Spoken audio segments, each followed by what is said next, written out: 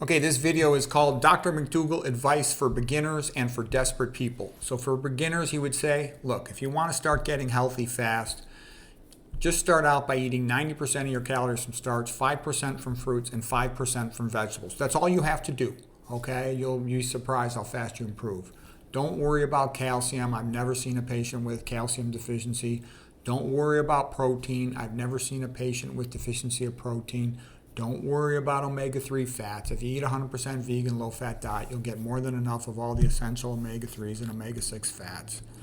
The biggest toxin in the Western diet is fat. The fat you eat is the fat you wear. The most important thing for becoming healthy is to avoid animal foods and oils. Those are the major toxins. Salt and sugar get blamed for a lot of health problems that are really due to eating animal foods and oils.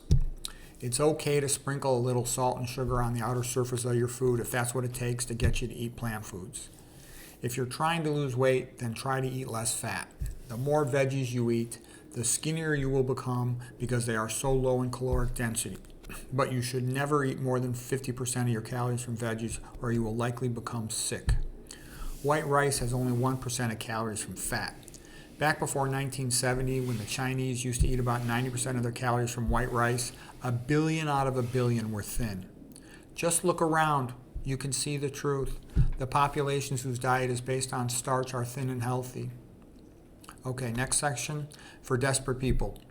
If you've already been vegan for a while and you're continuing to have health problems, there's more things that you can do.